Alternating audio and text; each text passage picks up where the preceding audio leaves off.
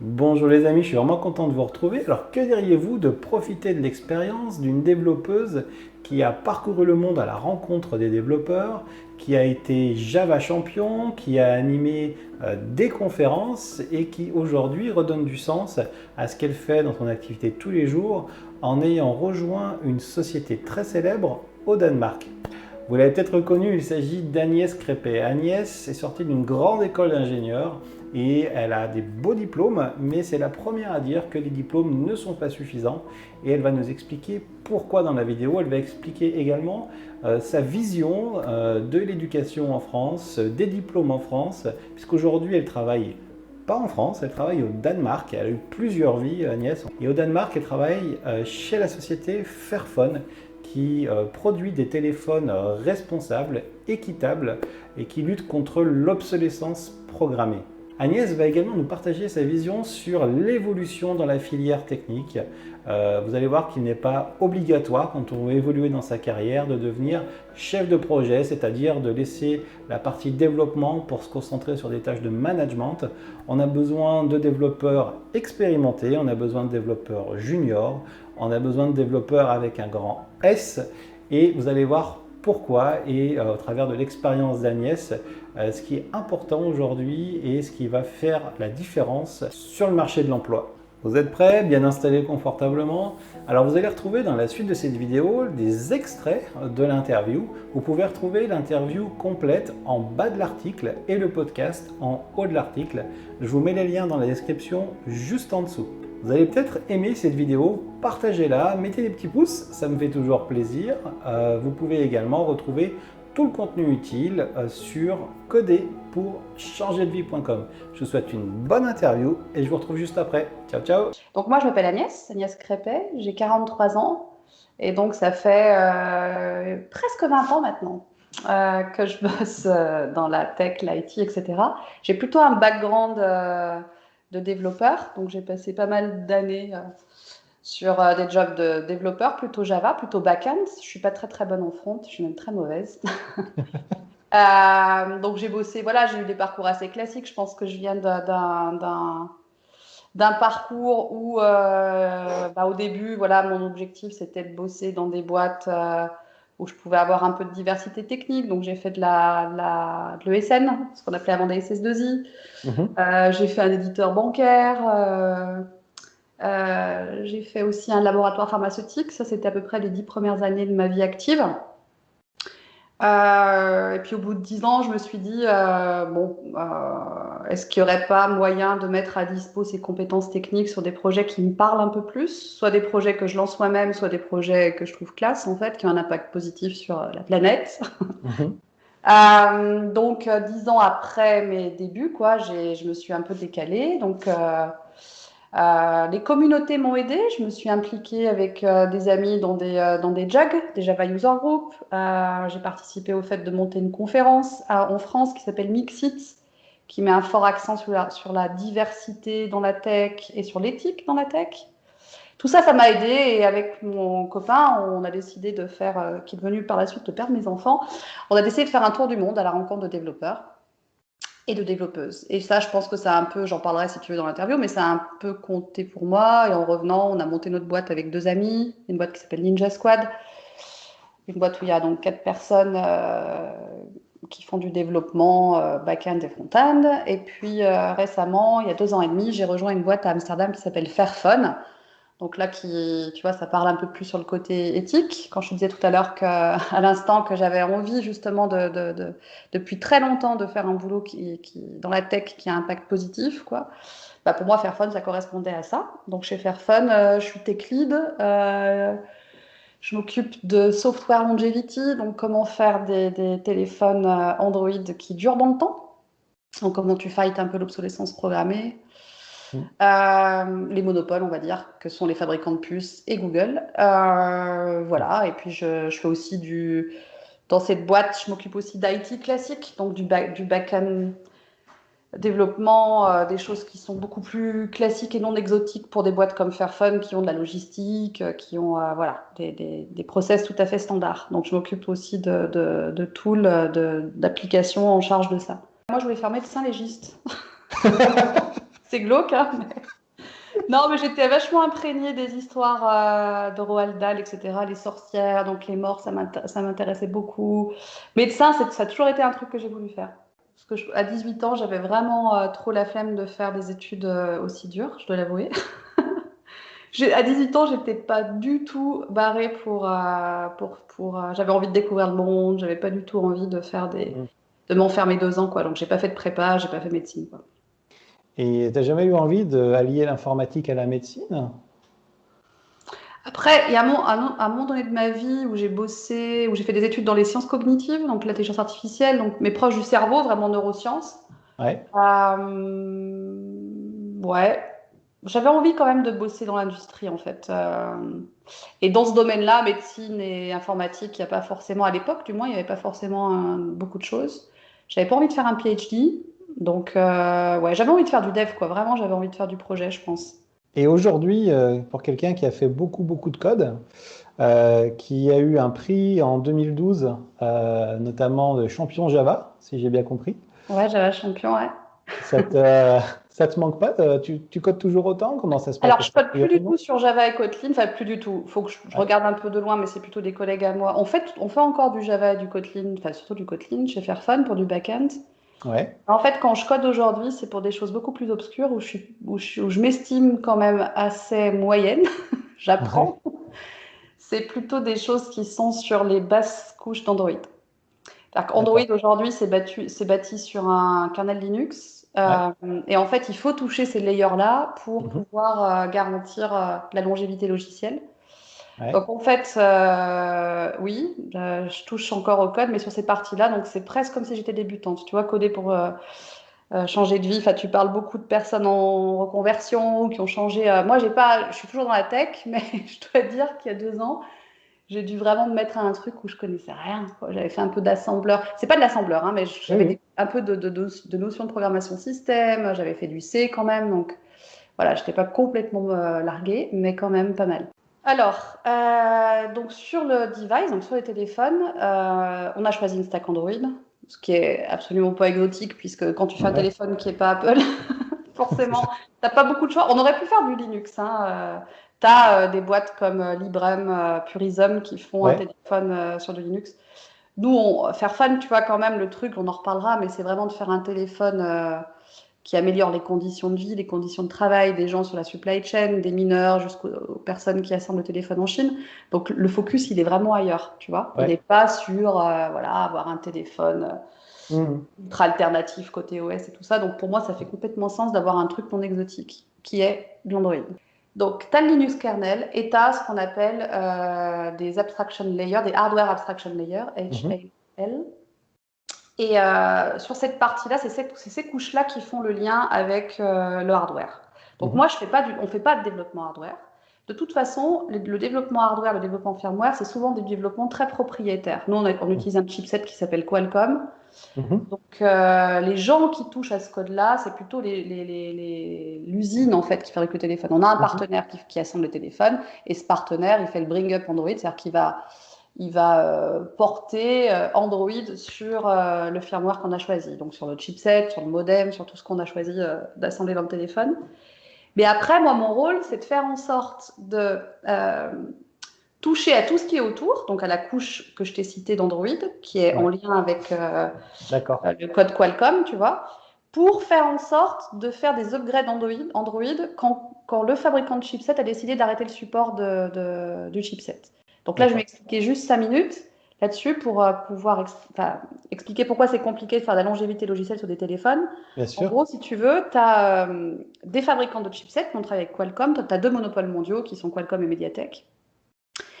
Et tu as d'autres plus petits, mais on va dire que c'est les deux plus gros. Et ces fabricants de puces, ils fabriquent des puces, d'accord? Et toi, tu intègres en tant que fabricant de téléphone, tu intègres ces puces dans ton téléphone. Et au bout d'un an, 2 ans, 3 ans, le fabricant de puces en question, il te dit, bon, bah écoutez, moi j'arrête le support de ce chipset que vous avez embarqué. Donc je ne le maintiens plus, je fais plus de security update. Évidemment que je ne vais pas le supporter sur une nouvelle version d'Android. D'accord? Mhm. Et de l'autre côté, donc ça c'est le premier monopole, et de l'autre côté, tu as Google, Mhm. qui te dit, bah moi, cette version d'Android, la version Android 7, par exemple, la version Android 8, je ne la maintiens plus. Je ne fais plus de Mhm. security patch parce que ça fait déjà 3 ans que j'ai sorti, donc stop.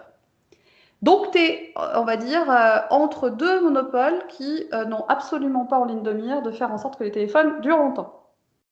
Donc, quand Qualcomm finit son support, toi, tu n'as pas bien le choix, il faut que tu trouves un moyen d'upgrader sur une dernière version d'Android, parce que Google ne veut plus maintenir celle que tu as, la vieille. Et le problème, c'est qu'il faut vraiment passer sur des nouvelles versions d'Android, parce que si ton téléphone, il n'a plus de security update, tes Bien datas sûr. sont mises à mal, les applications que beaucoup de gens utilisent comme Snapchat ou whatever, enfin, ou ce que tu veux, Mhm. ça n'est plus possible de les installer sur des vieilles versions d'Android.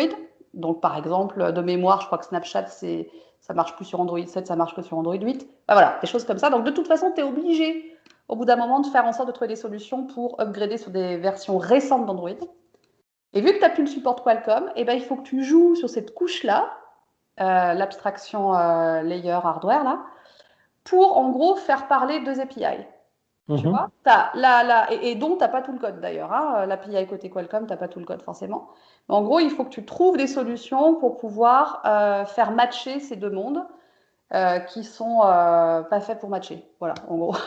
Et sur Fairphone 2, qui est une génération de téléphone qui a 5 ans aujourd'hui, et ben en 2018, on a fait le premier upgrade d'Android sans support Qualcomm. Donc c'était Android 7 à l'époque, parce que Qualcomm avait décidé d'arrêter le support sur Android 6, sur le chipset qui était embarqué dans Fairphone 2.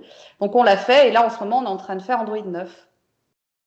Donc voilà, c'est des projets à long terme, on n'est pas très nombreux à bosser dessus, donc c'est très bas niveau, très technique, très difficile pour moi, parce que je suis pas grande là-dedans, mais après, voilà, vachement intéressant et stimulant, parce que tu te dis que tu fais pas ça pour rien, quoi. Si tu réussis ce projet, ça veut dire que tu as Ouais, nos utilisateurs de Fairphone 2 qui vont pouvoir utiliser leur téléphone longtemps, tu vois. Donc il y a un vrai c'est intérêt pour le monde et pour changer l'industrie électronique, quoi. Donc ouais, avec mon copain, on était tous les deux développeurs, donc on faisait un peu le même boulot. Alors c'est pas forcément que des développeurs Java, mais c'est vrai qu'on a principalement contacté des gens via les Java User Group, les JUG, quoi, qui étaient d'accord. il y a une dizaine d'années assez florissants un peu partout dans le monde. Donc en gros, bah, par exemple, on a bossé quelques semaines, peut-être 2 mois, je sais plus, au Togo, et du coup on a contacté le lead du Togo Java User Group, qui est devenu un ami, Horacio. Si je pense à des gens comme ça, bah forcément, ce qui serait m'apporter, c'est de défocaliser un peu mon regard sur le monde des devs en n'ayant pas forcément qu'un point de vue d'occidental, quoi. Mhm. J'ai rencontré des gens d'une motivation démesurée. Je me souviens que le gars qu'on a rencontré, là, Horatio, il nous a proposé de faire un talk avec mon copain sur je ne sais plus quel sujet, design pattern, je crois, tu vois, un truc comme ça, un truc un peu tech, mais pas trop. Bon, bah, pas le truc le plus sexy du monde, enfin, je veux dire. Un sujet un peu, enfin, voilà, un peu niche, quoi, on va dire. Et c'était un samedi matin, à une demi-heure de la capitale du Togo, une demi-heure de Lomé. Bah, franchement, si je pense à l'équivalent en France, moi j'ai habité longtemps dans la région lyonnaise, il y a une petite ville à une vingtaine de kilomètres qui s'appelle Givors. Si tu Mhm. m'avais dit, bah tiens, tu vas faire un jog un samedi matin sur un sujet un peu tech et très niche à Givors, je pense que j'y vais pas, quoi. Enfin, tu vois, je veux dire, voilà, je pense que les communautés, c'est cool et tout ça, mais je veux dire, pour mobiliser les gens, c'est pas toujours évident. Je le sais bien parce que j'ai longtemps géré une communauté de dev, quoi. Et ben là, à Lomé, tu avais je sais pas combien de gens qui avaient fait le trajet, qui avaient payé un taxi super cher pour voir une Ah course. ouais. Enfin, ça m'a fait halluciner. Mhm. Halluciner. De voir la motivation des gens à se retrouver, à parler Java, à parler tech et tout ça. Il y avait une grosse conf à l'époque que j'avais pas fait, mais qui s'appelait J-Certif, qui était une conf, je crois, en RDC, au Congo, mais je dis peut-être des conneries, enfin, en gros, dans l'Afrique, pas très loin voilà, du Ghana, du Togo, du Bénin, etc. C'était peut-être au Cameroun, enfin, peu importe. Et Horatio me disait que les personnes qui se rendaient à cette conf, elles mettaient parfois 3 jours pour y aller. 3 jours. Mhm. 3 jours pour se rendre à une conf, tu vois, et que ça leur coûtait cher, etc. Mais ils prenaient sur eux ou elles prenaient sur elles et elles y allaient, quoi. Ça, je trouve ça incroyable. Donc voilà, ce que ça m'a apporté, c'est de rencontrer des gens d'une motivation démesurée. Pareil en Indonésie. En Indonésie, j'ai rencontré 2 filles avec qui on est resté longtemps en contact, que j'ai invitées récemment notamment à Mixit. 2 Indonésiennes qui elles finissaient leurs études, elles bossaient, elles montaient leur start-up à côté. Elles avaient 3 heures de transport par jour parce qu'elles habitaient dans la région de Jakarta, qui est une ville assez corrompue où il n'y a pas de transport en commun. Enfin, en tout cas, c'est le bordel. Donc, une vie de fou. Et à côté de ça, elles prenaient plein de temps perso, 1 mois par an, pendant leurs vacances. Elles prenaient leur scooter et elles faisaient le tour de l'île de Java pour apprendre à coder aux gamins. Dans les écoles qui étaient un peu perdues dans la forêt, quoi. Enfin, voilà, des gens, des personnes qui te font dire que, ouais, toi, animer ton petit jug, ta petite conf en France, Ouais. enfin ouais, tu vois, ça défocalise un peu, tu prends un peu de recul sur ce que tu fais.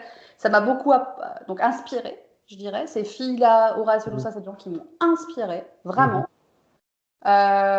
qui m'ont fait relativiser sur la notion de risque. Ouais.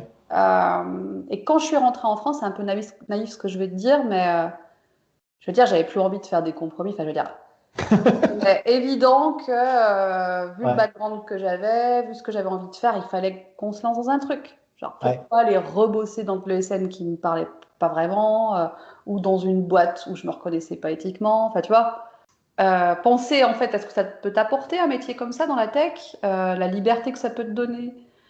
Genre, on n'est pas les rois du pétrole, mais genre, on peut faire de l'alimentaire, quoi. Si un jour on est en galère, on peut toujours faire un boulot, même s'il n'est pas super excitant. Il y a Ouais. toujours moyen, enfin, c'est plus facile que dans d'autres domaines. Toi, je le vois en période de Covid, de trouver du boulot. Je dis pas que c'est facile, facile, facile, mais beaucoup plus que dans d'autres domaines. Mhm. Donc, une grande liberté quand même. Donc, ça peut parler à des personnes qui débutent, hommes ou femmes. Mhm. Pour les femmes, oui, il y a peu de diversité, mais faut savoir que c'est dans les pays occidentaux. Je t'ai cité l'Indonésie tout à l'heure. En Ouais. Indonésie, il y a beaucoup de femmes. D'accord, je savais pas. Au Maghreb, il y a aussi beaucoup de femmes. En Afrique, il y a beaucoup de femmes. Donc oui, chez nous, il y en a peu, mais il y a des endroits où il y a beaucoup de femmes codeuses. Donc ça existe, voilà.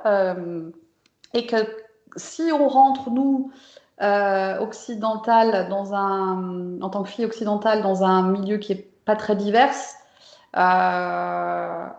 moi j'ai la chance, Ninja Squad, Faire Fun, etc. Enfin, il y a quand même moyen de trouver des alliés, quoi. Même chez les garçons, il y a quand même des gens qui sont enfin, qui s'en foutent un peu de savoir si t'es une fille ou pas. Moi, c'est un Mhm. peu plus facile pour moi parce que je pense que je suis un peu plus vieille, mais quand t'es une jeune fille, j'imagine que ça peut être un peu plus impressionnant de te retrouver dans un milieu pas du tout divers. Mais en tout cas, c'est possible. Voilà, c'est possible. Et il y Mhm. a des communautés de filles. Duchesse, ça en fait partie, mais il y en a plein d'autres. Girls in Web, enfin tout un tas de choses qui peuvent aider aussi les filles qui débutent, soit en reconversion, soit en parcours initial, à prendre confiance en elles et à dire ok, c'est bon, moi, toi tu as vécu ce truc, moi aussi, Mhm. ok, on va en parler, ça va aller mieux, etc. Parce que des comportements toxiques, il y en a forcément. Hein. Enfin, je veux dire, je Mhm. dis pas que ça n'existe pas. Moi, perso, j'ai pas trop dû faire face à ça. J'ai eu 2, 3 cas, mais rien de méchant. Mais par contre, c'est pas parce que ça m'est pas arrivé à moi que je dis que ça n'existe pas, quoi. Tu vois. Enfin, je Mhm. pense vraiment que ça existe, mais que les communautés de filles dans la tech le fait que ça existe, ça peut aider ces personnes-là à lutter entre guillemets et à se dire, je vais le faire quand même, parce que le but final, le fait d'y arriver et de faire un métier tech aujourd'hui en tant que femme, voilà, ça t'apporte énormément de trucs, beaucoup de créativité, beaucoup d'autonomie, enfin, voilà, tous ces trucs-là, c'est des choses chouettes à atteindre. Si je dis pas de J'ai fait bêtises. ça 3 ans là, à l'école des mines, là où j'avais fini mes études. J'étais responsable de l'ingénierie pédagogique et je donnais des cours d'informatique, ouais. Bah, Amsterdam, carrément. Hein. Enfin, je veux dire, c'est dingue, c'est dingue, c'est dingue, c'est dingue. À Amsterdam, le CTO de Fairphone, qui restait pas très longtemps, mais celui qui était là quand je suis arrivée, il a un bac+3, quoi. Il a un bachelor, enfin, il avait, il est plus là, mais tu vois, enfin, dans des pays, enfin, en France, on est très focalisé sur le diplôme, ce qui est à mon avis une belle connerie quand même. Je dis pas que c'est grave de faire des diplômes, je dis juste que c'est pas suffisant en fait. Alors, Mhm. tu peux très bien faire. Moi, mon copain, il dit tout le temps qu'il a fait une école d'ingé. Avant, il a fait un IUT, tu vois, il a fait un espèce de parcours. Il a pas fait Mhm. prépa comme moi d'ailleurs. Et il dit tout le temps que c'est pas son école d'ingé qu'il a pris à côté, c'est l'IUT. Oui, Donc, il aurait pu s'arrêter après l'IUT, il aurait été aussi bon développeur, tu vois. je Bon, suis il assez a, il a d'accord. chopé son diplôme d'ingé, c'est peut-être bankable, bah, il a trouvé peut-être un job plus facilement, mais c'est triste, quoi. Enfin, je veux dire, c'est quand même super triste qu'en France, on en soit à avoir son master, enfin son bac plus 5, master ou diplôme d'ingé, peu importe, pour choper du bon job enfin du bon job, genre un salaire à peu près correct, tout ça. C'est pitoyable, en fait, je dirais même. Est-ce Parce que que tu... on devrait être jugé plus sur la compétence. Ici, alors c'est pas que chez personne, hein, mais je veux dire, bon, moi j'avais demandé mes diplômes ici, jamais. Les gens qu'on embauche, on ne check absolument pas les diplômes, ils peuvent en parler, mais genre c'est pas ça qui compte, quoi. Il y a beaucoup plus de tests techniques, t'es beaucoup plus, les entretiens sont beaucoup plus difficiles, Mhm. peut-être, mais en tout cas, voilà, on s'en fout que t'aies fait. Moi mercredi, oui, on est mercredi. Ce soir, j'ai un interview avec un mec qui a, parce qu'on va recruter un ingé là dans mon équipe, l'équipe qui lutte contre les monopoles, là dont je te parlais tout à l'heure. Le gars, je crois qu'il a 20 ans. Ça fait 10 ans qu'il code. C'est un mec qui fait partie de la communauté Fairphone, là, qui est dans enfin, qui fait de l'open source pour nous depuis longtemps. Ouais. Je sais même pas ce qu'il a comme diplôme. J'ai même pas checké. Je m'en fous en fait. Parce que ce qu'il fait, il est jeune, certes, il a à peine 20 ans, mais on s'en fout quoi. C'est juste un mec qui est très compétent, très investi, etc. C'est ça qu'on juge. Et ça. Alors moi, j'étais déjà à fond là-dedans avant de venir ici, mais alors ici, ça a été là. Oh, trop bien. Enfin, je veux dire, ouais, mon sysadmin, mon collègue sysadmin, il n'a absolument pas de diplôme en informatique, mais c'est juste quelqu'un de brillant et voilà, qui s'est formé tout seul. Enfin voilà, des exemples comme ça, j'en ai pléthore, pléthore. Mhm. Là, je fais un peu de bénévolat dans une structure qui s'appelle Forward Incubator, qui aide des réfugiés à monter leur business. Et ouais, j'ai rencontré des gens qui n'ont pas de diplôme, ils vont lancer leur truc, j'espère bien que ça va marcher. En tout cas, on va faire tout pour les soutenir. Et bah, heureusement qu'ils sont là et pas en France, tu vois. Ouais.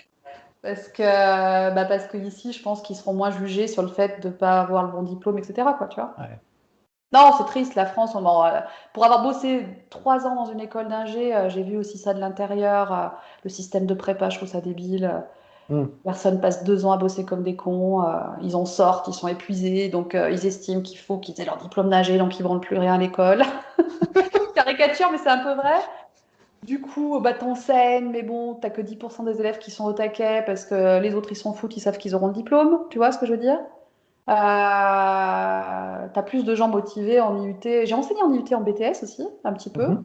pour rendre des services à des gens. Rien à voir. Les élèves étaient 10 fois plus motivés. J'ai donné des cours dans des écoles de reconversion parfois. Pareil, t'as des gens qui sont motivés. Les réfugiés là, avec qui j'étais cette semaine, que je soutiens un peu et tout ça, bah, je te dis pas quoi, ça percute plus, il y a plus de motivation, c'est voilà, plutôt que les ingés. Demain, je ferai une interview pour Polytechnique. Et ben, je peux te dire que j'ai hâte. Je vais avoir le même discours, hein, parce que chaque fois que j'ai des écoles comme ça Ouais. qui me demandent d'intervenir, je suis assez cash et tout ça. Vraiment, j'espère que enfin, faut qu'on change en France. Ça, faut que les élites tombent de leur piédestal. Les prépas, je suis pas pour. Je pense que ça fait des élèves, les pauvres. Hein, je les blâme pas eux-mêmes, mais c'est le système qui les rend un peu ailleurs, enfin un peu loin de la réalité, tu vois.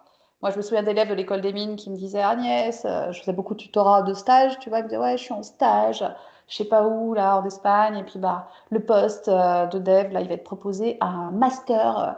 Un mec qui a fait un master en Espagne, il est même pas ingénieur. Et tu sais, je disais au gars, non mais tu sais, percute quoi. Enfin, genre, tu vois, ça fait quoi ta différence de diplôme le fait que tu as un diplôme de l'école des mines, tu crois vraiment que c'est ça qui va t'aider toute ta life, quoi? Non, absolument pas. Enfin, tu vois, et le problème en France, c'est qu'ils sont biberonnés à ça, les gens. Enfin, les gamins. Moi, j'ai fini mes études aux mines, j'avais exactement ce discours. Le discours de gens qui disaient, du directeur de l'époque, qui disait, vous êtes l'élite de la France, c'est des conneries. C'est des conneries. À une époque, ça devait être vrai, hein, que les polytechniciens embauchaient les polytechniciens. C'est toujours un peu vrai dans certains domaines, mais je veux dire, dans des boîtes tech, j'espère bien qu'on va défocaliser de ça, sortir de ce modèle-là et qu'on va embaucher des gens compétents, peu importe le diplôme qu'ils ont fait. Alors, je suis très radicale là-dessus. Hein. Faut pas me lancer. Écoute, Et j'ai j'applaudis. enseigné 3 ans aux mines, quoi. Donc, je vois bien. Je pense que j'étais la bête noire du directeur.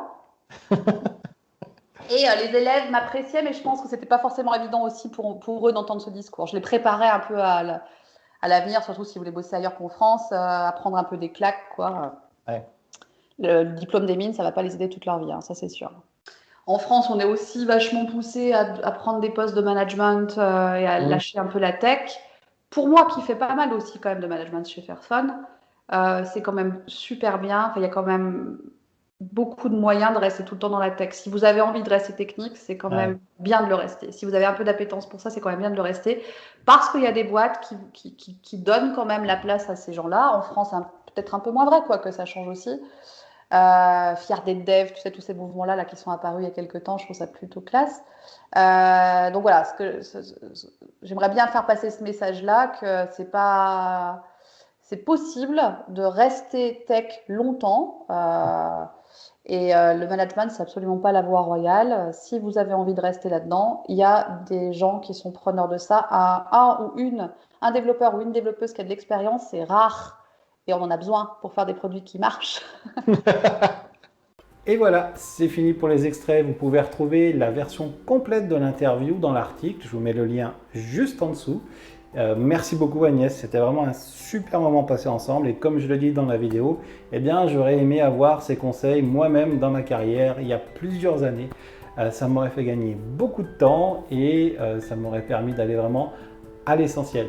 Si vous souhaitez en savoir plus sur le métier de développeur ou même si vous êtes déjà développeur et que vous voulez aller un petit peu plus loin dans votre carrière, vous pouvez accéder gratuitement au guide d'un ami pour démarrer une carrière de développeur en 6 étapes. C'est un guide que j'ai fait avec amour et avec humour. Vous pouvez également bénéficier d'une formation gratuite de qualité avec un format innovant pour apprendre l'algorithmique par la cuisine. Alors si vous aimez les lasagnes à la bolognaise, eh bien vous pouvez commencer à apprendre la programmation tout de suite en partant de zéro et en cuisinant avec moi. La formation est également gratuite et vous pouvez la retrouver sur le blog coderpourchangerdevie.com. Je vous souhaite une bonne journée et je vous dis à très vite. Ciao ciao.